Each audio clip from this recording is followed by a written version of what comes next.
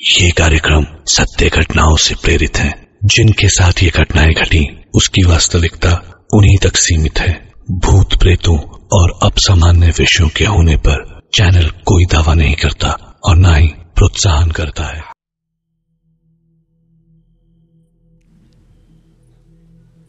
सो hey everyone, कैसे हैं आप सब। मेरा नाम है दीपक विश्वकर्मा और आप देख रहे हैं dark legend horror stories YouTube channel, जहां मैं आप सभी को डरावनी कहानियां सुनाता रहता हूं। और आज की इस वीडियो में मैं आप सभी को फिर से एक और डरावनी कहानी जो है वो सुनाने वाला हूं। तो मैं उम्मीद करता हूं कहानी और आवाज़ जो है वो आपको पसंद आएगी। तो कुछ दिनों से मैं नोटिस कर रहा हूं आप सभी कहानियां तो सुन लेते हैं लेकिन कमेंट नहीं करते। तो आप अभी एक कमेंट कर दीजिए और लाइक भी कर दीजिए, और स्टोरी सुनने के बाद एक कमेंट और कर दीजिएगा कि आपको कहानी और आवाज़ कैसी लगी। तो चलिए अपने जो हेडफोन्स हैं उन्हें लगा लीजिए, क्योंकि कहानी जो है वो अब शुरू हो रही है। एक छोटा सा गांव जहां के लोग काफी शांत स्वभाव के थे। वो गांव एकदम एक आम गांव की तरह ही था, जहां पर लोग मिलकर रहा करते थे। वहां पर हर दिन एक आम दिन की तरह बीतता था, लेकिन साल में एक ऐसी रात आती थी जब हर कोई उस गांव के अंदर अपने आप को अपने अपने घरों के अंदर कैद कर लेता था और बाहर नहीं निकलता था। उस गांव के लोगों का मानना था कि भेड़िया मानव हर पूर्णिमा की रात को उस गांव में आकर घूमता है और उसे जो कोई भी व्यक्ति मिलता है वो भेड़िया मानव उसे अपना शिकार बना लेता है। लोगों का मानना था कि कई सालों पहले उस गांव के अंदर एक व्यक्ति रहा करता था जिसे श्राप मिला था कि वो हर पूर्णिमा की रात को एक भेड़िया मानव बन जाएगा और पूरे गांव में घूमेगा, और उसके सामने जो कोई भी जीवित व्यक्ति आएगा वो मारा जाएगा। वक्त बीता और वो काली अंधेरी रात फिर से आई। सभी ने अपने आप को घर के अंदर बंद कर दिया और पूरी रात जागे रहे। पूरी रात उन्होंने खौफ में बिताई। हर कोई अपने घर के अंदर सहमा हुआ, डरा हुआ, छुपा हुआ था। जैसे तैसे रात बीती तो सुबह सुबह सभी अपने घर से बाहर निकले। उन सभी ने जब अपने दिन की शुरुआत करी तब उन्होंने कुछ ऐसा देखा जिसे देखने के बाद गांव का हर एक व्यक्ति डर गया। गांव की एक सड़क पर एक व्यक्ति की लाश पड़ी हुई थी और उस व्यक्ति की लाश की हालत काफी ज्यादा बुरी थी। वो जो लाश थी वो कई टुकड़ों में पूरे सड़क पर बिखरी हुई थी और पूरी जो सड़क थी वो खून से लाल हो गई थी। पूरे गांव के लोगों में दहशत फैल गई और सबका यही कहना था कि इस व्यक्ति की जान भेड़िया मानव ने ली है। और भेड़िया मानव का जो खौफ था वो गांव के लोगों में और भी ज्यादा बढ़ गया। लेकिन गांव में कुछ ऐसे व्यक्ति भी थे जो कि इस भेड़िया मानव के खौफ से इतना ज्यादा परेशान हो गए थे कि उन्होंने फैसला किया था कि अब वो उस भेड़िया मानव का सामना करेंगे। और उन्होंने पूरा 1 साल तैयारी करी उस भेड़िया मानव से लड़ने की। और 1 साल बाद वो अंधेरी रात फिर से आई और हर कोई फिर से अपने घर के अंदर जाकर छुप गया। लेकिन वो जो लोग थे जिन्हें भेड़िया मानव से सामना करना था वो अपने हाथों में हथियार लिए अपने घर से बाहर निकल गए और गांव में चौकीदारी करने लगे। चौकीदारी करते करते वो एक सुनसान इलाके से गुजर रहे थे।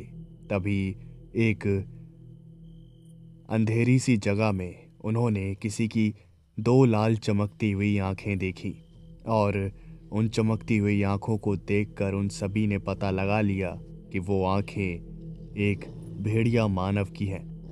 वो जो भेड़िया मानव था वो उसी अंधेरे में छुपा हुआ था और बाकी जितने भी लोग थे जो वहां से गुजर रहे थे उन्होंने जैसे ही उस भेड़िया मानव को देखा तो उनकी जो हालत थी वो खराब हो गई।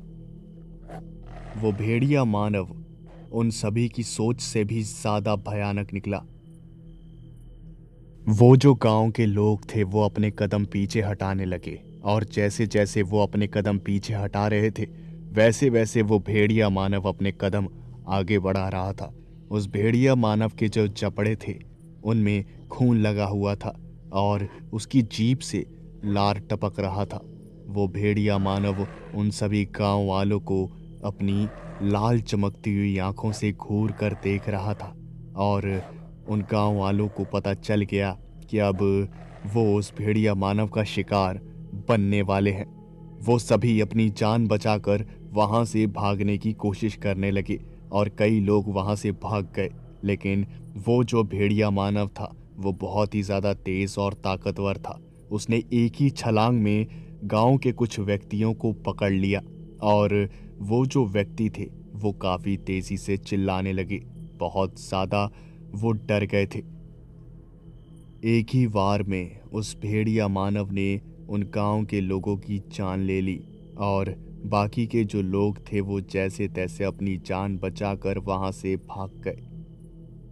जैसे ही सुबह हुई और सभी गांव वाले बाहर निकले तो उन्हें उन मरे हुए गांव के लोगों की लाशें मिली, जिन्हें देखकर पूरे गांव में मातम पसर गया। हर कोई रो रहा था, हर कोई बहुत ज़्यादा दुखी था। लेकिन उस पूरे गांव में एक ऐसा इंसान भी था जिसे रोने से ज़्यादा बदला लेने में दिलचस्प था, और वो उन्हीं गांव के मारे गए व्यक्तियों में से एक व्यक्ति का बड़ा बेटा था, और उसे बहुत ही ज़्यादा गुस्सा आ रहा था उस भेड़िया मानव पर, और उसका जो खून था वो खौल रहा था। उस लड़के की उम्र 20 साल थी, और अपने पिता की मौत के गम में वो इतना ज़्यादा डूब गया था कि उसने कसम खा ली कि वो उस भेड़िया मानव को मौत के घाट उतार कर ही रहेगा, और अब उसकी जो ज़िंदगी का मकसद था वो यही था कि वो उस भेड़िया मानव को जान से मार देगा। पूरा 1 साल उसने मेहनत करी, हथियार चलाने की ट्रेनिंग ली, और भी कई सारी चीज़ें उसने सीखी। वो हर चीज़ जो उस लड़के को लगी कि वो भेड़िया मानव से लड़ने के काम आएगी, वो चीज़ उस लड़के ने सीखी। और 1 साल बाद जब पूर्णिमा की रात आने वाली थी, तब उसने गांव वालों से कहा, आज से 1 साल पहले उस आदमखोर ने हमारे गांव के लोगों की जान ली, और उन लोगों में से एक मेरे पिताजी भी थे।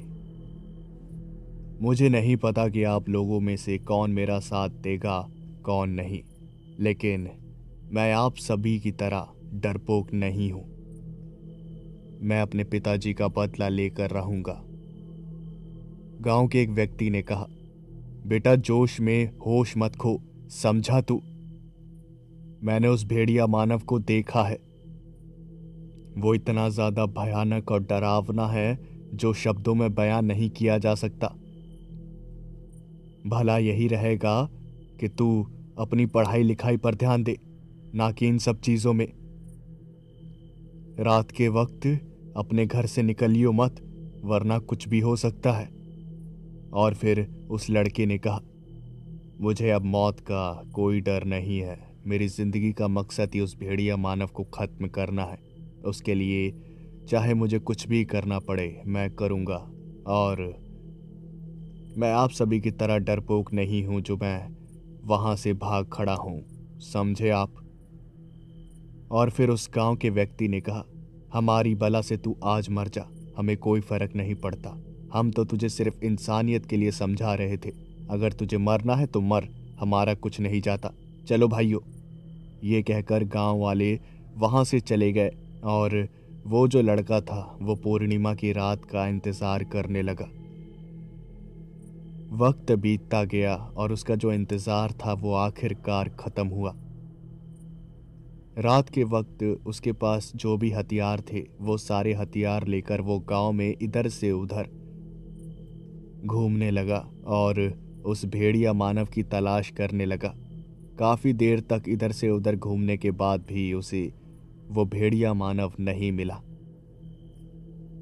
उसने मन ही मन सोचा, यार पूर्णिमा की रात हो गई है और पूरा गांव घूम चुका हूं, तो आखिर वो भेड़िया मानव है कहाँ? अगर मैं भेड़िया मानव होता तो किसी सुनसान जगह पर छुपता। हाँ, एक जगह है ऐसी।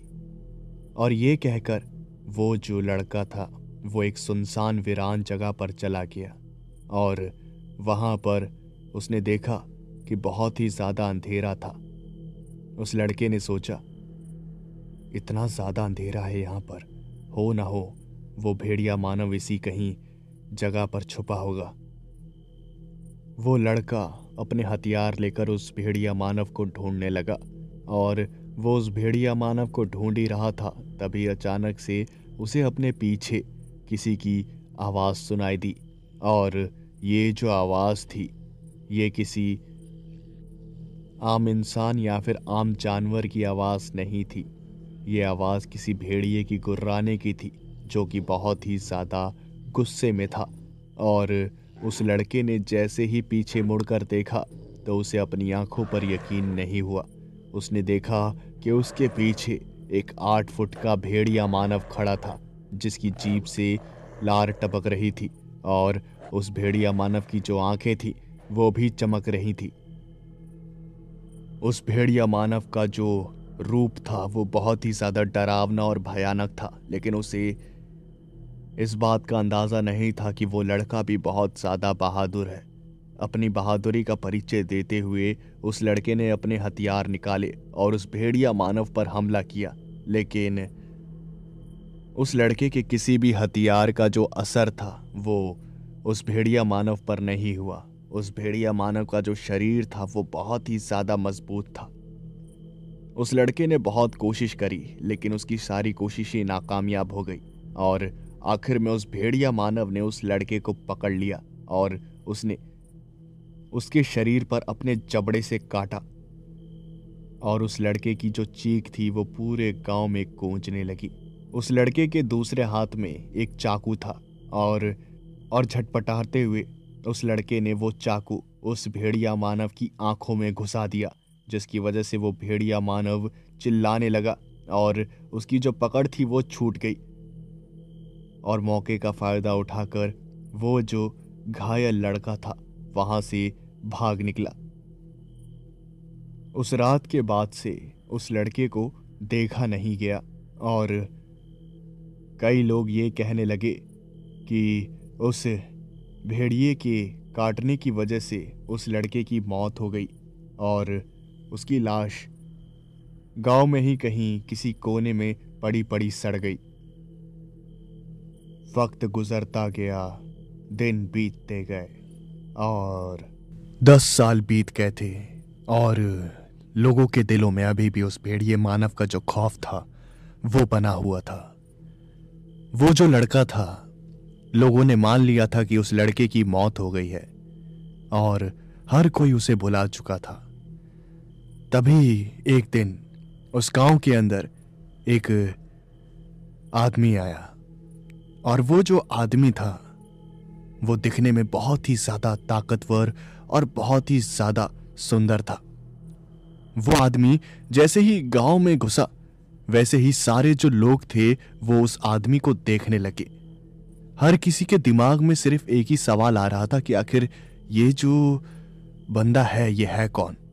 और वो जो व्यक्ति था वो बिना किसी चीज पर ध्यान दिए वहां गांव में चला जा रहा था। तभी एक लड़के ने हिम्मत करी और उसने पूछा, भैया भैया आप कौन हैं? और फिर वो जो लड़का था वो मुस्कुराया और उसने कहा, मैं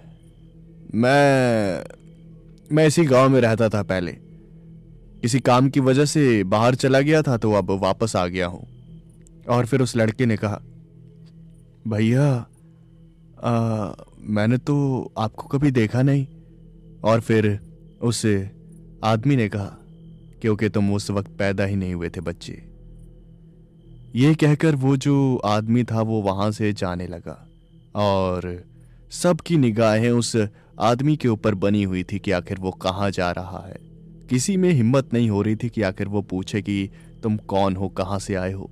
और तभी वो आदमी एक घर के पास जाकर रुका और उसने आवाज लगाई, माँ। और जैसे ही उसने आवाज लगाई वैसे ही घर के अंदर से एक बूढ़ी औरत निकली और जैसे ही उस बूढ़ी औरत ने उस आदमी को देखा तो उसकी आंखों में आंसू आ गए और उस बूढ़ी औरत ने कहा, विशाल बेटा तुम। और वो जो व्यक्ति था उसने हाँ में सर हिलाया और उसने कहा, हाँ माँ, मैं ही हूं। वो जो बुजुर्ग माँ थी वो भागती हुई आई और अपने बेटे को गले से लगा लिया और रोने लगी। विशाल की मां ने कहा, बेटा तुम कहां चले गए थे? तुम्हें पता भी है लोग क्या क्या कहते थे? लोग कहते कि तो तुम मर गए। तुम्हारी याद में न जाने कितने साल मैंने रो रो के बिता दिए। लोग पता नहीं कितना बुरा भला कहते थे, लेकिन कभी मैंने उनकी बातों पर यकीन नहीं किया, क्योंकि मुझे पता था कि तुम मुझे छोड़कर नहीं जा सकते। और फिर वो जो आदमी था विशाल, उसने कहा, माँ अब मैं आ गया हूं, अब आपको किसी भी चीज की कोई भी चिंता करने की जरूरत नहीं है। अब मैं आपको किसी भी तरह की कोई परेशानी नहीं होने दूंगा, समझिए आप। गांव के सारे लोग देख रहे थे। गांव के सभी लोगों को पता चल गया था कि विशाल वही लड़का है जो कई सालों पहले अपने पिता का बदला लेने के लिए उस भेड़िया मानव से लड़ने के लिए गया था और घायल होकर कहीं गायब हो गया था। विशाल घर में बैठ गया और उसकी जो माँ थी वो उसके लिए खाना लेकर आई। विशाल की माँ ने पूछा, बेटा कहाँ थे तुम? इतने सालों से तुम कहाँ थे? हाँ, मुझे बताओ, तुम इतने साल कहाँ थे, क्या कर रहे थे? और फिर विशाल ने कहा, बस माँ, जब मैं घायल होकर वहां से भाग रहा था तब मैं एक सड़क के पास पहुंच गया था और वहां से एक कार गुजर रही थी। मैं बहुत ही ज्यादा घायल था और वो जो कार थी उसने मुझे टक्कर मार दी। उस कार के अंदर बैठा हुआ व्यक्ति तुरंत बाहर निकला और वो मुझे अपनी कार में बैठाकर हॉस्पिटल ले गया, जहां पर मेरा इलाज चला। जिस व्यक्ति ने मेरी जान बचाई थी उसका कोई बेटा नहीं था और मेरी हालत भी बहुत ज्यादा सीरियस थी। 1 साल तक मैं कुछ बोल नहीं पा रहा था और ना ही कुछ ठीक से समझ पा रहा था। उस भेड़िया मानव को देखकर मेरे दिमाग पे कुछ गहरा असर पड़ गया था, जिसकी वजह से मेरा दिमाग ठीक से काम नहीं कर रहा था और मुझे ठीक होने में काफी साल लगे। और तब तक उस व्यक्ति ने मेरा ख्याल रखा। वो जो व्यक्ति हैं वो किसी भगवान से कम नहीं है मेरे लिए। धीरे धीरे मैं ठीक हुआ और मुझे याद आया मेरी जिंदगी का मकसद, और उस मकसद को पूरा करने के लिए और तुम्हारा ख्याल रखने के लिए मैं वापस इस गांव में लौट कर आ गया। हाँ, मैं जानता हूं कि मुझे काफी वक्त लगा, लेकिन माँ अब मेरा यकीन करो कि अब मैं उस भेड़िया मानव से अपने पिताजी का बदला लेकर रहूंगा और अब मैं तुम्हें कोई परेशानी नहीं होने दूंगा। और फिर ये बात सुनते ही वो जो विशाल की मां थी उन्होंने कहा, क्या तेरे सर से उस भेड़िया मानव से बदला लेने का जो भूत था वो अभी तक उतरा नहीं? हाँ, पिछली बार मरते मरते बचा है तू, और तू कह रहा है कि तू अब फिर से उस भेड़िया मानव से बदला लेने के लिए जाएगा? हाँ, देख, मैं तुझे एक बार खो चुकी हूं, अब मैं दूसरी बार तुझे खोना नहीं चाहती, समझा? तू कहीं नहीं जाएगा, कोई जरूरत नहीं है बदला लेने की। जो हमारी किस्मत में लिखा था वो हो गया। अब भूल जा सब कुछ और एक आम जिंदगी बिताना शुरू कर दे, समझा बेटा? जब विशाल ने ये बात सुनी तब विशाल ने कहा, तो क्या चाहती हैं आप? जिस दरिंदे ने मेरे पिता को इतनी बुरी मौत मारा, उसके खौफ से डर कर जो मेरा मकसद है अपने पिता का बदला लेने का, क्या मैं उस बदले को भूल जाऊं? हाँ? और फिर वो जो विशाल की मां थी, उन्होंने कहा, बेटा मैं समझ सकती हूं तू अपने पिता से बहुत ज्यादा प्यार करता था, लेकिन जोश में होश मत खो। तूने उस भेड़िया मानव को देखा है, तू जानता है वो कितना ज्यादा ताकतवर है, तू ये भी जानता है कि वो क्या क्या कर सकता है, और तू एक आम इंसान है, समझा? तू तू कुछ नहीं कर सकता उस भेड़िया मानव के सामने। इस बात को समझने की कोशिश कर। और फिर वो जो विशाल था, उसके चेहरे पर एक मुस्कुराहट आई और उसने कहा, वो तो अब देखा जाएगा मां कि मैं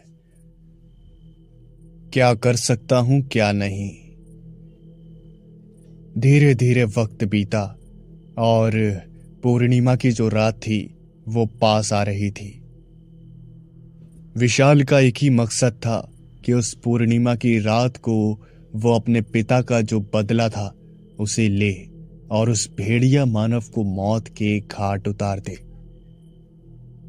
गांव वाले उस विशाल को पागल कह रहे थे, हर कोई यही फुसफुसा रहा था, अरे पता है वो जो विशाल है ना, वो फिर से उस भेड़िया मानव से लड़ने के लिए आज पूर्णिमा की रात को जा रहा है। और फिर गांव के दूसरे जो व्यक्ति थे वो कहते थे, अरे जाने दो, मुझे पता है जो पागल होते हैं ना उनकी हरकतें ऐसी ही होती हैं। एक बार मरते मरते बचा है, लेकिन हर बार थोड़ी किस्मत काम आती है। मुझे नहीं लगता कि इस बार वो बच पाएगा। अरे बुरा तो हमें भी लगा था उसके पिता की मौत का, लेकिन क्या करें? अब क्या उस भेड़िया मानव से लड़ने के लिए चले जाएं? हमारे गांव के कुछ लोगों ने हिम्मत करी तो थी 10 साल पहले, क्या हुआ? मारे गए बेचारे। हमारे पास तो परिवार है, अगर हम मर गए तो हमारे परिवार का क्या होगा? उसे करने दो जो करना है, हमें अपना काम करने दो, हमें क्या, मरेगा मरेगा। पूर्णिमा की रात आई और विशाल की जो मां थी वो विशाल के पास आई और उसने कहा, बेटा जरा चलना, जरा एक भारी बैग है, मुझसे उठ नहीं रहा है, तुम उसे उठाकर जरा ऊपर रख दो। और फिर विशाल ने कहा, जी मां, क्यों नहीं। विशाल अपनी मां के साथ कमरे में गया और विशाल ने पूरे कमरे में देखा। विशाल ने कहा, बताओ मां, कौन सा बैग है, किसे ऊपर रखना है? और फिर विशाल ने पीछे मुड़कर देखा तो उसकी जो मां थी वो कमरे के बाहर खड़ी थी और उनका जो हाथ था वो दरवाजे पर था। और विशाल समझ गया कि क्या होने वाला है। वो दरवाजे की तरफ भागा ही था, उससे पहले ही विशाल की मां ने दरवाजे को बंद कर दिया और बाहर से ताला लगा दिया। विशाल ने कहा, मां, मां आप क्या कर रही है? मां, मां अपने ताला क्यों लगा दिया? और फिर विशाल की मां ने रोते हुए कहा, बेटा मैं जानती हूं तू मानने वाला नहीं है, मैं जानती हूं कि तू आज रात उस भेड़िया मानव से लड़ने के लिए जाएगा। मेरे पास कोई रास्ता नहीं था, इसलिए मजबूरन मुझे तुझे इस कमरे में बंद करना पड़ा। मुझे माफ कर देना बेटा, लेकिन मैं वादा करती हूं जैसे ही सुबह होगी मैं ये दरवाजा खोल दूंगी। मैं जानती हूं मेरे इस काम से तू बहुत गुस्सा होगा, मुझे बहुत बुरा भला कहेगा और मेरे बारे में न जाने क्या क्या सोचेगा, लेकिन मेरा यकीन कर बेटा, मैं अपने पति को तो खो चुकी हूं, लेकिन अब मैं तुझे नहीं खो सकती। तू ही मेरा एक जीने का सहारा है। अगर तुझे कुछ हो गया तो मैं जीते जी मर जाऊंगी। तेरे पिता के जाने का गम तो जैसे तैसे मैंने झेल, लेकिन तुझे अगर कुछ हो गया तो मैं वो गम नहीं झेल पाऊंगी। विशाल ने कहा, मां आप ऐसा मत करो, आप प्लीज प्लीज दरवाजा खोल दीजिए, प्लीज दरवाजा खोल दीजिए मां। वक्त बीता और रात हो गई। विशाल की जो मां थी वो बहुत ही ज्यादा टेंशन में आ गई थी, क्योंकि विशाल जो था वो सुबह से उस कमरे में बंद था और फिर उसने कुछ खाया पिया भी नहीं था। माँ का जो दिल था वो पसीज गया और वो कमरे के पास गई। उसने सोचा कि वो खाना देकर तुरंत कमरे को बंद कर देगी। विशाल की माँ के हाथ में थाली थी और उसने दरवाजा जो था उसे खोला और उसने कहा, बेटा कुछ खाना खा ले। और जैसे ही विशाल की जो माँ थी उसने कमरे के अंदर देखा तो उन्हें अपनी आंखों पर यकीन नहीं हुआ। विशाल की माँ ने देखा कि उस कमरे के अंदर विशाल था ही नहीं।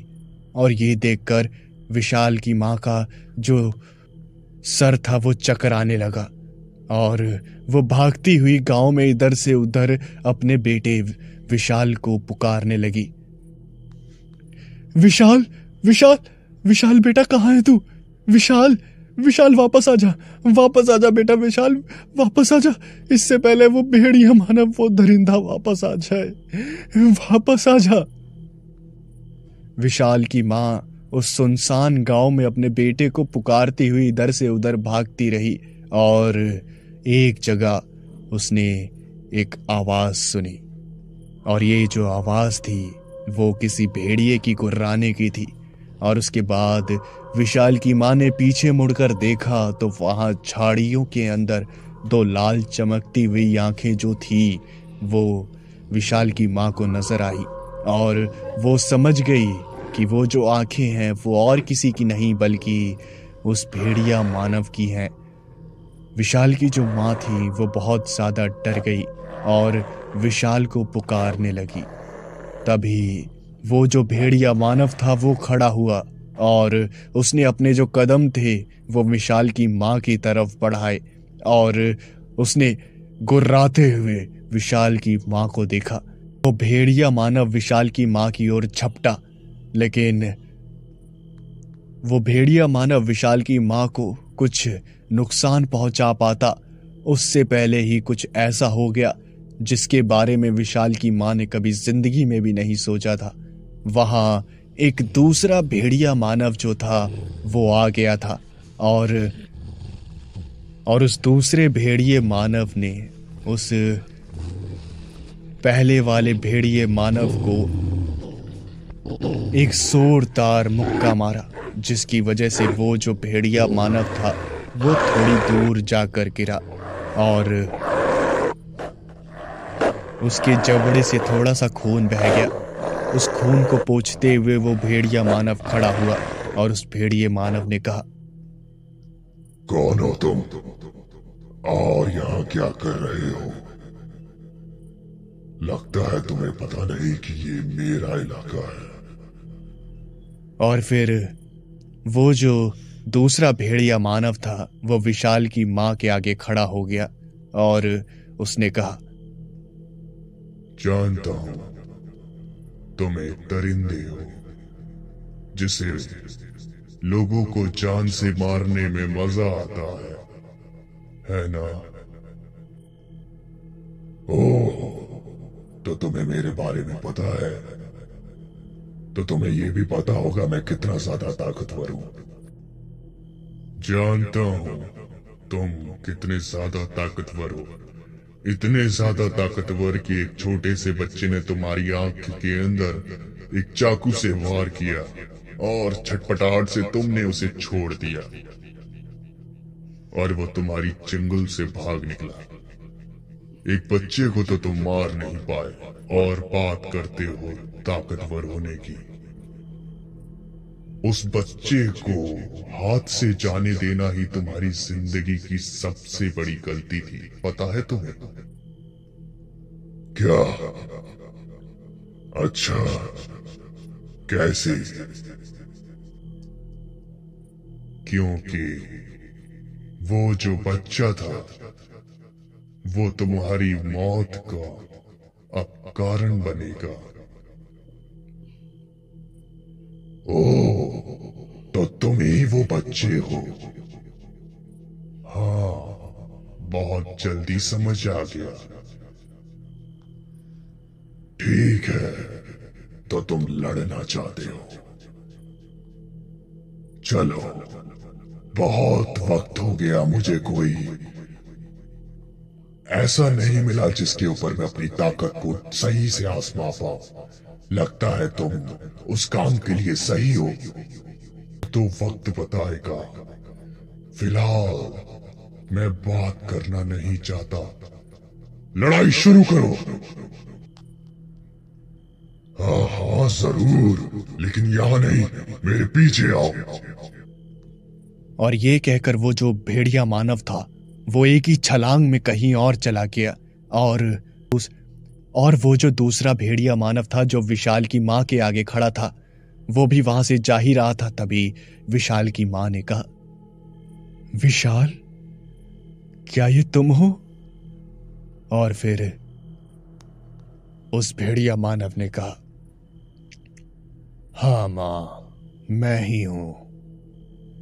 मैं जल्दी वापस आऊंगा। आज मैं अपने पिता का बदला लेकर ही रहूंगा, वरना समझ जाना कि तुम्हारा बेटा अब नहीं रहा। ये कहकर उस भेड़िया मानव ने भी छलांग लगा दी और उस बुरे भेड़िया मानव का पीछा करते हुए वो दोनों जंगल में आ गए। और वो जंगल बहुत ही ज्यादा भयानक और डरावना था। धीरे धीरे आसमान में बादल आने लगे और बिजली जो थी वो चमकने लगी। वो भेड़िया जो मानव थे दोनों, वो एक दूसरे को घूर रहे थे। तुम्हें क्या लगता है अब क्या होने वाला है? मुझे पता है कि क्या होने वाला है। तुम्हारी मौत जो है वो अब होकर रहेगी, और ये जो रात है वो तुम्हारी जिंदगी की आखिरी रात है। आज मैं अपने पिताजी का बदला लेकर अपनी जिंदगी के मकसद को पूरा करूंगा। तभी बारिश की जो बूंद थी वो धरती पर गिरी और वो दोनों एक दूसरे के ऊपर टूट पड़े। वो दोनों बहुत ही ज्यादा ताकतवर थे और उनकी जो लड़ाई थी, उस लड़ाई की वजह से जंगल के जो जानवर थे वो इधर से उधर भाग रहे थे।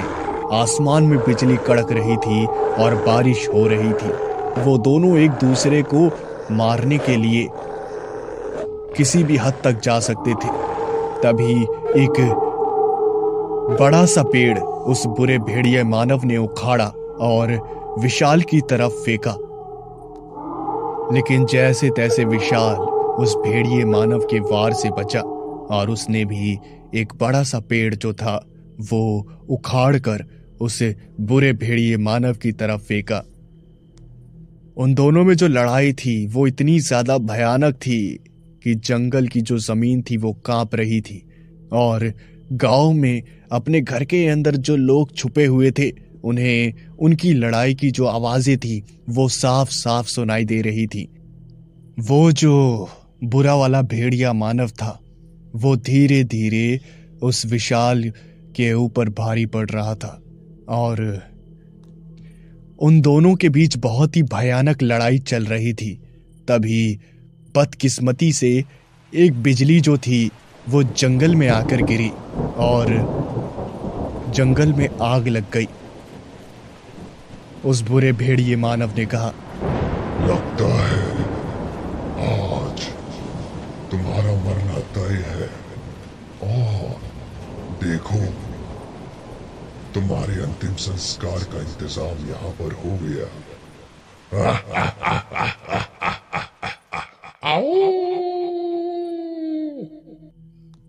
और अचानक से ही उस बुरे भेड़िए मानव ने एक विशालकाय पेड़ उस दूसरे भेड़िए मानव के ऊपर फेंका और वो जो पेड़ था वो बहुत ही ज्यादा भारी था। वो दूसरा भेड़िया मानव उस पेड़ के वजन को संभाल नहीं पाया और जमीन पर गिर गया। उसने उस पेड़ को अपने से दूर किया, लेकिन उससे पहले ही वो बुरा भेड़िया मानव उस अच्छे भेड़िया मानव के ऊपर आकर बैठ गया और उस बुरे भेड़िए मानव ने कहा, तेरा बाप भी मेरे हाथों मारा गया था और अब तू भी मारा जाएगा। और फिर वो जो अच्छा भेड़िया मानव था उसके चेहरे पर एक मुस्कुराहट आई और उसने कहा। लेकिन मरोगे तो तुम, वो भी अभी। ये कहकर वो जो भेड़िया मानव था उसने एक पेड़ की टहनी को तोड़ा और उस टहनी का जो नोकीला हिस्सा था वो उसने उस भेड़िया मानव की दूसरी आंख में घुसेड़ दिया। और जैसे ही उस अच्छे भेड़िए मानव ने ये किया तो वो जो बुरा भेड़िया मानव था वो चीखने लगा।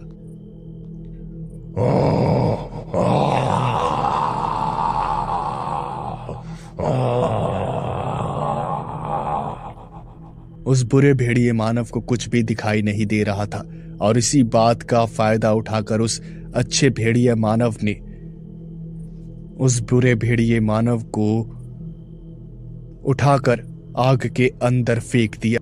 और वो जो बुरा भेड़िया मानव था वो सिर्फ चिल्लाता रहा और आग की लपटों में जलकर राख हो गया। और इसी के साथ विशाल ने अपने पिता की जो मौत का बदला था उसे ले लिया।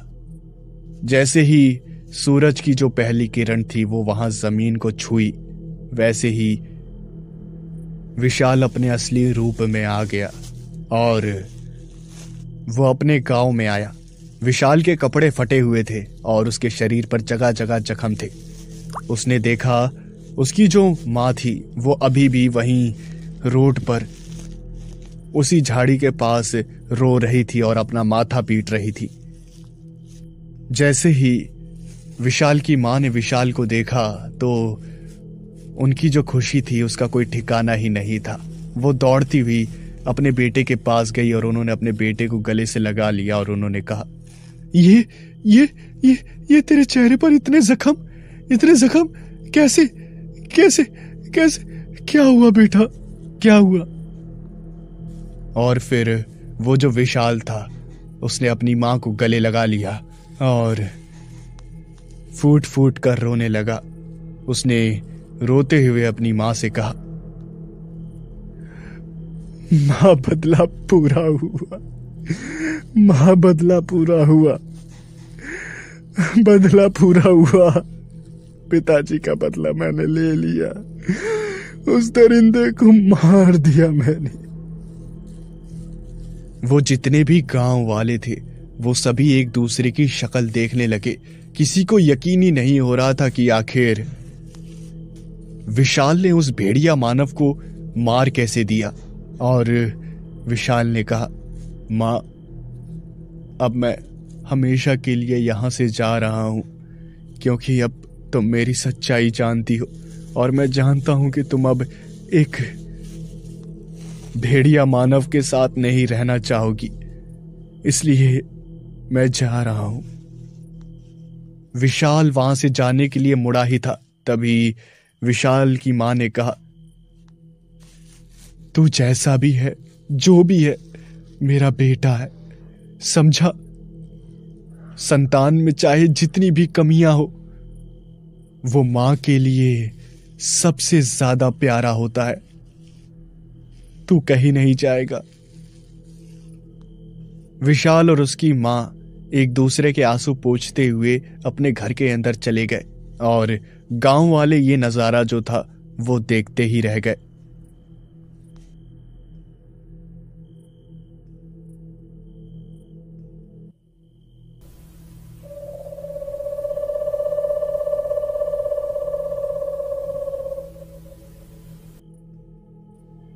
बहुत रात हो चुकी थी और टॉम पुलिस स्टेशन में बैठकर काम कर रहा था।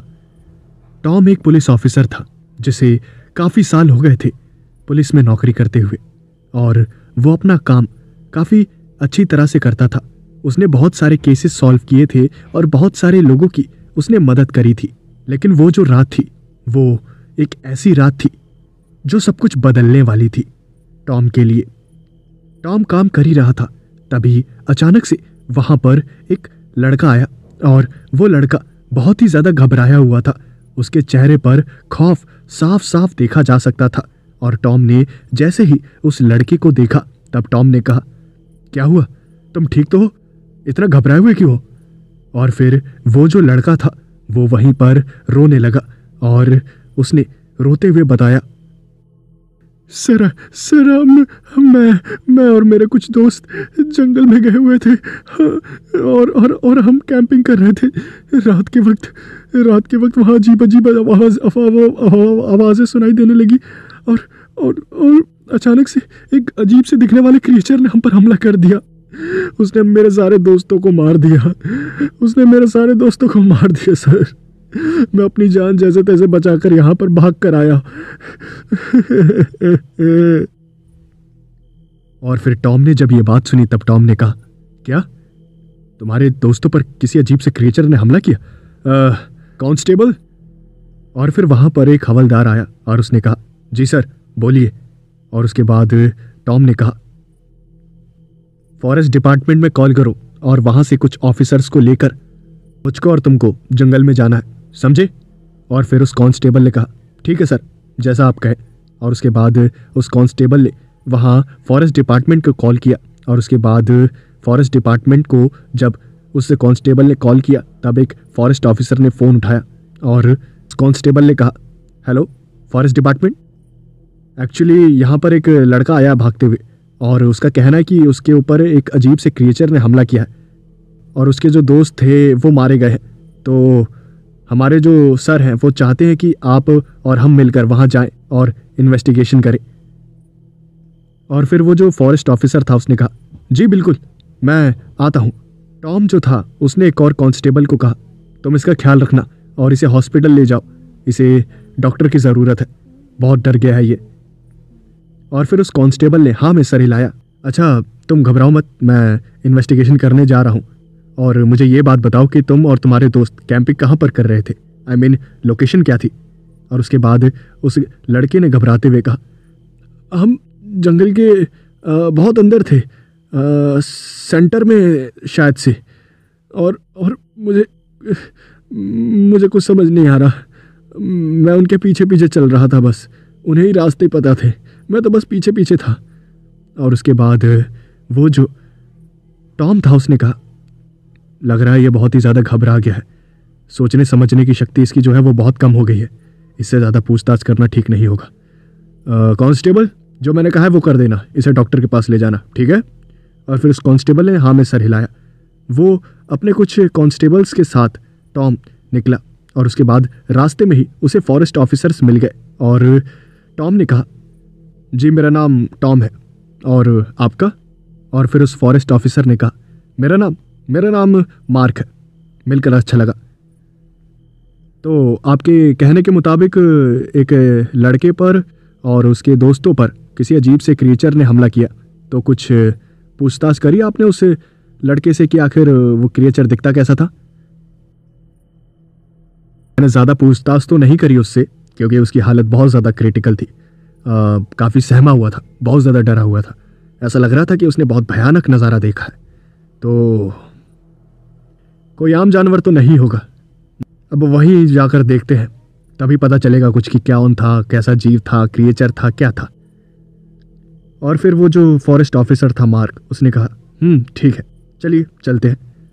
वो सभी फॉरेस्ट में पहुंचे, उन्होंने अपनी गाड़ियां वहीं बाहर खड़ी कर दी और उसके बाद वो सभी जंगल के अंदर चले गए। उन सभी के पास हथियार थे, क्योंकि उन्हें पता था कि वहां पर जंगली जानवर हो सकते हैं और वो जंगली जानवर उनकी जान के लिए खतरा बन सकते हैं, इसलिए वो सारे चौकन्ना थे। वो सभी इधर से उधर नजर रखे हुए थे और उसके बाद मार्क जो था उसने कुछ ऐसा देखा जिसे देखकर उसे अपनी आंखों पर यकीन नहीं हुआ। उसने देखा कि वहां एक इंसान का कटा हुआ सर है और ये देखकर मार्क भी काफी ज्यादा घबरा गया और उसने कहा, ओह गॉड। और जैसे ही मार्क ने ये कहा तब सारे जो लोग थे वो मार्क को देखने लगे और उसके बाद मार्क से सभी ने पूछा, क्या हुआ, आपने ऐसा क्या देख लिया? और उसके बाद मार्क ने उंगली से इशारा करते हुए वहाँ एक डायरेक्शन में देखने के लिए कहा, तो सभी ने उस कटे हुए सर को देखा तो सबके चेहरे का जो रंग था वो उड़ गया और वो समझ गए कि मामला बहुत ही ज़्यादा पेचीदा है। वहाँ उन्होंने अच्छी तरह से इन्वेस्टिगेशन करी तो वहाँ पर उन्हें कुछ भी नहीं मिला, लेकिन वहाँ पर एक जगह खून बिखरा पड़ा था और वो खून बहुत ही ज़्यादा था, नज़ारा बहुत ही ज़्यादा भयानक था। टॉम ने कहा, मैंने अपने पूरे करियर में इससे ज़्यादा भयानक और डरावना नज़ारा नहीं देखा। कटा हुआ सर, ये फैला हुआ खून, क्या लगता है ऑफिसर, ये सब किसका काम हो सकता है? और फिर वो जो ऑफिसर था यानी कि मार्क, उसने कहा, अब मैं भी सोच में पड़ा हुआ हूँ, क्योंकि हम सालों से ड्यूटी कर रहे हैं और हमारी जानकारी में यहाँ पर कोई ऐसा खतरनाक जानवर नहीं है जो लोगों का इतना बुरा हाल कर सके। और फिर टॉम ने कहा, तो अब क्या करना है, कुछ आइडिया? और उसके बाद मार्क ने कहा, मेरे हिसाब से तो अभी हमें और छानबीन करनी चाहिए, क्या पता कुछ और चीज़ें मिले। और उसके बाद टॉम ने हाँ में सर हिलाया और वो सभी इन्वेस्टिगेट करने लगे। तभी अचानक से मार्क को एक चीज़ नज़र आई और उसने सभी को अपने पास बुलाया। हर कोई मार्क के पास पहुंचा और फिर मार्क ने कहा, जो कोई भी आ रहा है अपनी नाक को बंद कर ले और कोई सांस ना ले, सांस रोक कर रखें और अपना जो दिल है वो थाम कर रखें, तभी यहाँ पर आए। सभी सोच में पड़ गए कि आखिर वहाँ पर ऐसा क्या है। और जैसे ही वहाँ पर वो सभी पहुँचे तो उनमें से कुछ जो कांस्टेबल थे वो वहीं पर उल्टियाँ करने लगे, क्योंकि वहाँ पर इंसानों की कटी फिटी लाशें पड़ी हुई थी और वो जो लाशें थी वो सड़ चुकी थी। उन लाशों में से बहुत ही भयानक और गंदी बदबू आ रही थी और उस गंदी बदबू से वहाँ पर खड़े सारे लोग परेशान हो गए। टॉम ने कहा, यह केस तो बहुत ही ज़्यादा सीरियस है। आखिर इतने भयानक तरीके से लोगों को मारना कौन कर रहा है? ये कोई खतरनाक जानवर भी इस जंगल में नहीं रहता, आम जंगल है ये बिल्कुल। तो आखिर ये कत्लेआम हुआ कैसे? तभी वहां पर एक कांस्टेबल के चिल्लाने की आवाज आई और उस कांस्टेबल की चीखने की आवाज सुनते ही सारे जो लोग थे वो अपनी बंदूकें लेकर उस डायरेक्शन में भागे जहां से चीखने की आवाज आई थी। और उसके बाद जैसे ही सारे लोग वहां पहुंचे तो उन्होंने देखा कि वहां पर कांस्टेबल था ही नहीं। वो कांस्टेबल न जाने कहां गायब हो गया था। वो सभी इधर उधर देखने लगे कि आखिर कांस्टेबल गया तो गया कहां। वो सभी बार बार उस कांस्टेबल का जो नाम था वो पुकार कर उसे बुला रहे थे, लेकिन बदले में कोई जवाब नहीं आ रहा था। तभी अचानक से टॉम के ऊपर किसी ने कुछ फेंका और जब टॉम ने उस चीज को देखा तो वो और कोई नहीं बल्कि एक हड्डी थी। और तभी वहां किसी और ने एक और चीज फेंकी और वो चीज एक इंसानी कटा हुआ हाथ था। और उस हाथ को देखकर उन सभी को पता चल गया कि ये हाथ और किसी का नहीं बल्कि उस कांस्टेबल का है। और ये देखकर वो सभी जो थे वो बहुत ही ज़्यादा घबरा गए। टॉम ने कहा, हमें यहाँ से चलना चाहिए, हमें यहाँ से चलना चाहिए, ये केस हमारे बस का नहीं है, हम अकेले कुछ भी नहीं कर पाएंगे। वहाँ कोई है, कोई आदमखोर है ये। और उसके बाद सभी जो लोग थे बहुत ही ज़्यादा डर गए और वहाँ से जंगल से निकलने लगे। वो सभी अपनी जान बचाकर वहाँ से भाग रहे थे। तभी एक कांस्टेबल को एक अजीब से दिखने वाले क्रिएचर ने पकड़ लिया और वो क्रिएचर जो था वो बहुत ही ज़्यादा अजीब और दिखने में घिनौना था। उसका शरीर बहुत ही ज़्यादा पतला था और उसके मुंह से खून टपक रहा था। वो जो कांस्टेबल था वो चिल्लाने लगा और जैसे ही मार्क ने और टॉम ने ये देखा तो उन्होंने अंधाधुंध गोलियां उस क्रिएचर के ऊपर चलाई, लेकिन उनकी जो गोलियां थी वो उस आदमखोर पर बेअसर थी। टॉम और मार्क और वो जो बाकी के कांस्टेबल थे वो जैसे तैसे अपनी जान बचाकर वहां जंगल से भागे और अपनी गाड़ी में बैठकर वो सभी पुलिस स्टेशन पहुंचे और आपस में बात करने लगे क्योंकि मैटर बहुत ही ज़्यादा सीरियस था। टॉम ने मार्क से कहा, तुम तो फॉरेस्ट ऑफिसर हो ना, तुम्हें तो जानवरों के बारे में बहुत नॉलेज होगी, तो ये कौन सा जानवर था ये जो इतना खतरनाक और डरावना है? और फिर मार्क ने कहा, मुझे कोई नॉलेज नहीं है, ये कौन सा जानवर है, कहाँ से आया, कुछ समझ नहीं आ रहा। मैंने पहली बार ऐसे जानवर को देखा है। मुझे काफ़ी साल हो गए फॉरेस्ट ऑफिसर का काम करते हुए, लेकिन ऐसा जानवर मैंने आज तक नहीं देखा। और उसके बाद टॉम ने जब ये बात सुनी तब उसके चेहरे का रंग भी उड़ चुका था। जो कुछ भी उन सभी ने देखा था वो बहुत ही ज़्यादा भयानक था। टॉम ने कहा, अरे मीडिया में अगर ये बात फैल गई तो न जाने कितना हंगामा होगा, लोग गालियां देंगे हमें, कहेंगे हमारी मौजूदगी में एक कांस्टेबल की मौत हो गई, लोगों का तो हम पर से भरोसा उठ जाएगा।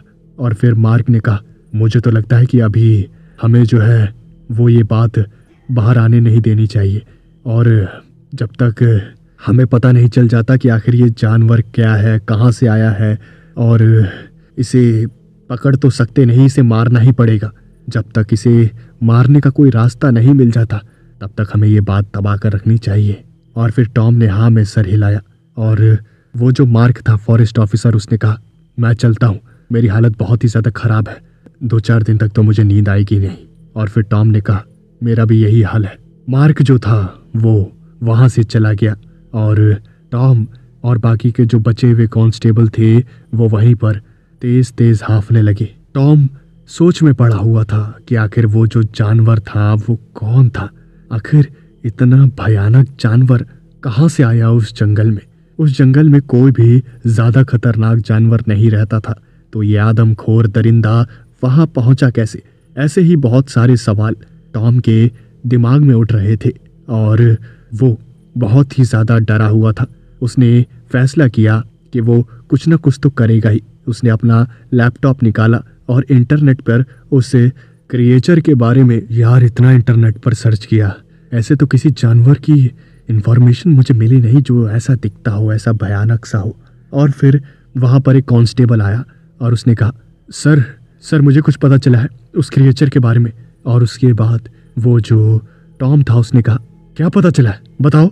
और फिर उस कांस्टेबल ने कहा, सर वेंडिगो, ये वेंडिगो होगा। और फिर वो जो टॉम था उसने कहा, वेंडिगो, ये क्या होता है? और फिर उस कांस्टेबल ने कहा, सर मेरे जो ग्रैंडपा थे वो मुझे वेंडिगोस की डरावनी कहानियाँ सुनाते थे। वेंडिगोस कुछ ऐसे क्रिएचर होते हैं जिन्हें इंसानी मांस की भूख लगती है, और वो दिखने में बहुत ही ज़्यादा डरावने और घिनौने होते हैं। उनका शरीर बहुत ही ज़्यादा पतला होता है और उनके शरीर के पे मांस की कमी होती है, जिसकी वजह से उनके शरीर की जो हड्डियाँ होती हैं वो नज़र आती हैं। और फिर टॉम ने कहा, अरे ये सब तो सिर्फ कहानियाँ होती हैं जो कि बच्चों को डराने के लिए सुनाते हैं बड़े बुजुर्ग, इसमें कोई सच्चाई नहीं है। और फिर वो जो कांस्टेबल था उसने कहा, सर अगर जो कुछ भी हमारे साथ हुआ है, अगर कोई वो सब आकर हमें बताता तो क्या हम उसके ऊपर यकीन करते? और जैसे ही ये बात उस कांस्टेबल ने कही तब टॉम सोच में पड़ गया, क्योंकि उस कांस्टेबल की बात बिल्कुल सही थी। और उस कांस्टेबल ने कहा, सर मेरे जो ग्रैंडपा थे ना, वो एक हंटर थे, जंगलों में शिकार करते थे, और उनका बहुत सारा समय, बहुत सारे साल उन्होंने जंगलों में ही शिकार करते हुए गुजार दिए। कई कई दिनों तक वो घर नहीं आते थे। उन्होंने बहुत ही सारी चीज़ें देखी थी जो कोई आम इंसान नहीं देख सकता। उन्होंने जंगल को अच्छी तरह से समझा था, उसके बारे में जाना था, और उन्होंने मुझसे कहा था कि वेंडिगो सिर्फ कहानियाँ नहीं है, दुनिया में कई ऐसे जंगल हैं, कई ऐसी रहस्य हैं जिसे आज तक कोई समझ नहीं पाया है। तभी वहाँ पर एक कांस्टेबल एक आदमी को पकड़ कर लेकर आया, और टॉम ने कहा, क्या हुआ, क्या किया इसने?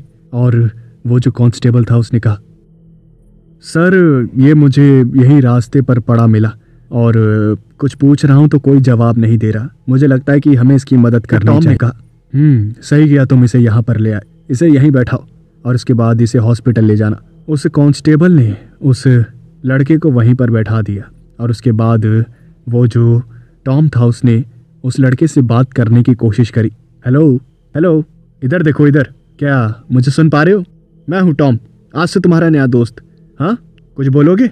उस आदमी ने कोई जवाब नहीं दिया, और उसके बाद टॉम ने फिर से कोशिश करी, तुम्हारा नाम क्या है, कहाँ रहते हो, कुछ पता है, एड्रेस वगैरह? हाँ, घर में कोई है, मॉम, डैड?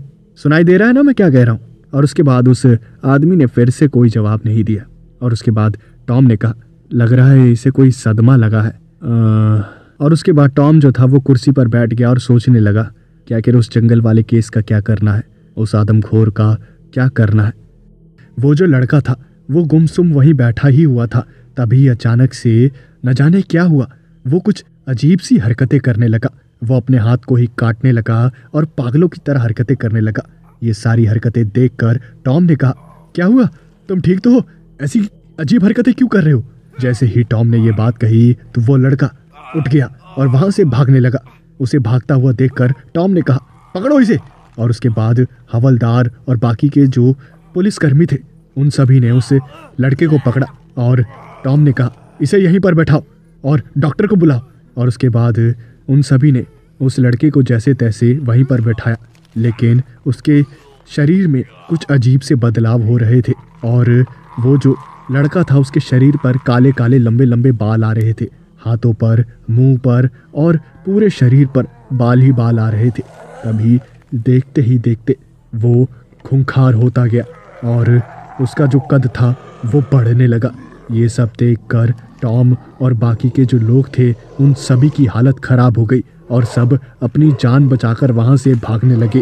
और देखते ही देखते वो लड़का एक मानव भेड़िए में बदल गया और उस भेड़िए मानव को देखकर टॉम को अपनी आंखों पर यकीन नहीं हुआ कि एक 8 फुट का भेड़िया मानव उसके सामने खड़ा है। उस भेड़िए मानव ने वहीं पर पड़ी एक टेबल को उठाया और टॉम के ऊपर फेंका। टॉम जैसे तैसे उस टेबल के वार से बचा और इतने में ही वो जो भेड़िया मानव था वहाँ पुलिस स्टेशन से भाग गया। ये जो नज़ारा था ये बहुत ही ज़्यादा भयानक था। और उसके बाद टॉम ने तुरंत फॉरेस्ट ऑफिसर मार्क को फ़ोन किया और सारी बातें बताई।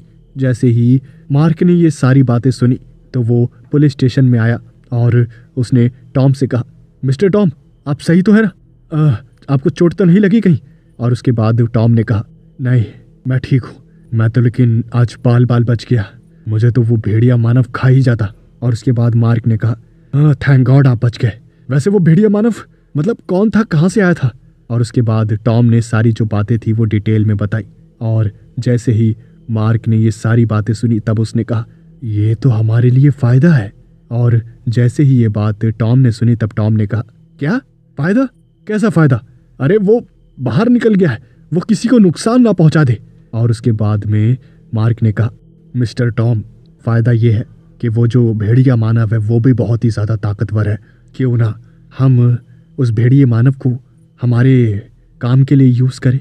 और उसके बाद टॉम ने कहा हमारे काम के लिए मतलब मैं समझा नहीं। और उसके बाद वो जो मार्क था उसने कहा मेरे कहने का मतलब है अगर हम उस भेड़िया मानव को उस आदमखोर वेंडिगो से भिड़वा दे तो वो दोनों एक दूसरे को मारेंगे। अगर भेड़िया मानव मर गया तो फिर आगे हम देखेंगे कि आखिर क्या करना है, और अगर वेंडिगो मर गया तो फिर हम भेड़िया मानव को तो जैसे तैसे पकड़ ही लेंगे मिलिट्री की मदद से। लेकिन अगर हम दोनों को ही पकड़ेंगे तो आर्मी का और इन्वेंट्री का नुकसान होगा। इससे अच्छा कि हम दोनों को आपस में ही भिड़वा दें और वो दोनों आपस में ही लड़ मरे। और फिर टॉम ने कहा ये सब तो ठीक है, लेकिन तुम तो ऐसे कह रहे हो जैसे वो भेड़िया मानव हमारी बुआ का लड़का है, हम उसे कहेंगे तो वो जंगल में लड़ने के लिए चला जाएगा। और जैसे ही ये बात मार्क ने सुनी तब मार्क ने कहा मैं आपकी बात समझ गया, लेकिन हमें थोड़ा दिमाग से काम लेना होगा। हमें सिर्फ ऐसा सिचुएशन बनाना होगा कि वो भेड़िया मानव उस जंगल में जैसे तैसे पहुंच जाए। उसके बाद वो वेंडिगो अपने आप ही मैदान में लड़ने के लिए उतर आएगा। और फिर टॉम ने कहा और ये सब होगा कैसे? और उसके बाद मार्क ने कहा जैसा कि आपने कहा था कि वो लड़का जब वो भेड़िया मानव होगा तब हम उसका कुछ नहीं कर सकते, लेकिन जब वो नॉर्मल ह्यूमन फॉर्म में होगा वो जैसे ही ह्यूमन फॉर्म में आएगा हम उसे पकड़ लेंगे और रात के वक्त उसे उसी जंगल में छोड़ाएंगे। और उसके बाद जैसे ही वो वेंडिगो उस लड़के को देखेगा तो उसे खाने की लालच में बाहर ज़रूर आएगा। और जैसे ही वो उस लड़के को खाने के लिए बाहर आएगा वैसे ही उस लड़के के अंदर का भेड़िया मानव जाग जाएगा, क्योंकि वो वक्त रात का होगा और उन दोनों में एक भयानक लड़ाई छिड़ जाएगी। क्या कहते हो? और फिर टॉम ने कहा प्लान तो काफ़ी अच्छा है, हमें बस अब उस लड़के को ढूंढना होगा, है ना? और फिर मार्क ने कहा ये काम आपका है, मुझे नहीं पता, बस उस लड़के को ढूंढिए। और फिर टॉम ने ऑर्डर दिया और उस लड़के की जो तस्वीर थी वो पूरे शहर में फैला दी। उसके बाद सारे पुलिस वाले उस लड़के की तलाश में पूरे शहर में फैल गए और टॉम जो था वो अपना काम करने लगा। कुछ दिनों बाद वो जो हवलदार था वो सुबह सुबह उस लड़के को पकड़ कर लेकर आया। और जैसे ही टॉम ने उस लड़के को अपनी आंखों के सामने देखा तो वो बहुत ही ज़्यादा खुश हुआ। और उसके बाद वो जो हवलदार था उसने कहा साहब ये मुझे वहीं एक पुल के नीचे पड़ा हुआ मिला और मैं इसे यहाँ पर ले आया। और उसके बाद टॉम ने कहा, बहुत अच्छा किया तुमने, मैं बहुत खुश हुआ। वो जो लड़का था वो वहीं पर बैठ गया और उसके बाद टॉम ने कहा, क्या तुम ठीक हो? तुम्हें कुछ अजीब तो नहीं लग रहा? और उसके बाद उस लड़के ने हाथों से इशारा करना शुरू किया और टॉम ने कहा, क्या तुम बोल नहीं सकते? और उसके बाद उस लड़के ने ना में सर हिलाया कि वो नहीं बोल सकता। और जैसे ही ये बात टॉम को पता चली तो उसे उस लड़के के लिए बहुत बुरा लगा। और उसके बाद टॉम ने एक ऐसे व्यक्ति को बुलाया जो कि साइन लैंग्वेज जानता था। और उसके बाद उस व्यक्ति ने उस लड़के से बात करी और कई सारे सवाल पूछे, जिसके बाद उस व्यक्ति ने कहा, देखिए सर, ये जो लड़का है ये बोल नहीं सकता, आपको पता ही है, और इसका इस दुनिया में कोई नहीं है। ये अपना नाम जैक बता रहा है और ये रिक्वेस्ट कर रहा है कि आप इसे छोड़ दें। और उसके बाद टॉम ने कहा, इससे कहो कि हम इसे नुकसान नहीं पहुंचाएंगे अगर ये हमारा एक छोटा सा काम कर दे। और उसके बाद वो जो व्यक्ति था उसने यही बात उस लड़के से कही और उस लड़के ने पूछा कि कौन सा काम है। और टॉम ने उस व्यक्ति से कहा, इससे कहो कि रात के वक्त तुम्हें एक जंगल में जाना है। और उसके बाद वो जो व्यक्ति था उसने साइन लैंग्वेज में उस लड़के को ये बात बताई और फिर वो जो लड़का था वो घबराने लगा और नाना करने लगा। और उसके बाद टॉम ने कहा, अगर तुम चले जाओगे तो तुम जो कहोगे तुम्हें वो मिलेगा, सारी चीज़ें, इनाम, घर, पैसा, बंगला, गाड़ी, सब मिलेगा। और जैसे ही ये बात उस लड़के ने सुनी और यही बात उस व्यक्ति ने उस लड़के को समझाई और वो जो लड़का था वो मान गया। रात के वक्त कुछ कांस्टेबल्स के साथ फॉरेस्ट ऑफिसर मार्क और टॉम उस लड़के को लेकर वहाँ जंगल में पहुँचे। और उसके बाद उन्होंने उस लड़के को वहाँ जंगल के अंदर जाने के लिए कहा। वो लड़का बहुत ही ज़्यादा घबराया हुआ था, लेकिन टॉम और मार्क उसे वहीं छोड़कर वहाँ से निकल आए और एक जगह से छुपकर सब कुछ देखने लगे। वो जो लड़का था वो आसपास देखने लगा। वो कुछ समझ नहीं पा रहा था कि आखिर अब उसके साथ क्या होने वाला है।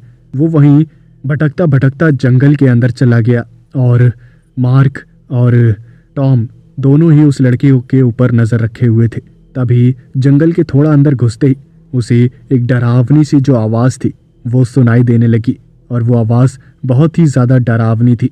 उस आवाज़ को सुनकर वो लड़का घबराने लगा और तभी वो वहाँ से भाग पाता उससे पहले ही वो आदमखोर वेंडिगो वहाँ एक झाड़ी में से निकलकर भागता हुआ उस लड़के की तरफ बढ़ा और वो उस लड़के के ऊपर वार करता उससे पहले ही उस लड़के के अंदर का भेड़िया मानव जाग गया और देखते ही देखते वो लड़का एक भेड़िया मानव में बदल गया और उस भेड़िया मानव ने उस आदमखोर वेंडिगो को उठा के बहुत दूर फेंक दिया। टॉम और मार्क जो चाहते थे वो हो गया। उस भेड़िया मानव में और उस आदमखोर वेंडिगो में लड़ाई शुरू हो गई और तभी वहाँ का जो मौसम था वो भी बिगड़ने लगा। उन दोनों की लड़ाई से जंगल जो था वो कांप रहा था। वो दोनों एक दूसरे के ऊपर बड़े बड़े पेड़ उखाड़ कर फेंक रहे थे और उन दोनों की लड़ाई बहुत ही ज़्यादा खतरनाक थी। कभी वो भेड़िया मानव उस आदमखोर वेंडिगो को अपने जबड़े में दबाकर खून से नहला देता, कभी वो आदमखोर वेंडिगो अपने वार से उस भेड़िया मानव को बहुत दर्द देता। उन दोनों की लड़ाई काफ़ी घंटों तक चलती रही और उनकी लड़ाई से पूरे जंगल में हाहाकार मचा हुआ था। तभी उस भेड़िया मानव ने एक बड़ा सा पेड़ जो था वो उखाड़ा और उसका एक नोकीला हिस्सा उस आदमखोर वेंडिगो की छाती में घुसा दिया, जिसकी वजह से वो वेंडिगो बहुत जोर का चीखा और उसकी जो चीख थी वो कई कई किलोमीटर दूर तक गई और वो जो आदमखोर वेंडिगो था उसकी मौत हो गई। तभी वो जो भेड़िया मानव था वो खून से सना हुआ था, लेकिन उसकी जो आंखें थी वो चमक रही थी और एक ही छलांग में वो उस जंगल को पार करके कहीं और चला गया और उसके बाद से उस भेड़िया मानव को कभी देखा नहीं गया कि आखिर वो कहाँ गया। तो ये कहानी थी। मैं उम्मीद करता हूँ आपको कहानी और आवाज़ पसंद आई होगी। अगर आपको कहानी और आवाज़ पसंद आई तो वीडियो को लाइक करना, चैनल को सब्सक्राइब करना ना भूले। मैं मिलता हूँ आपसे नेक्स्ट वीडियो में। Thanks for watching.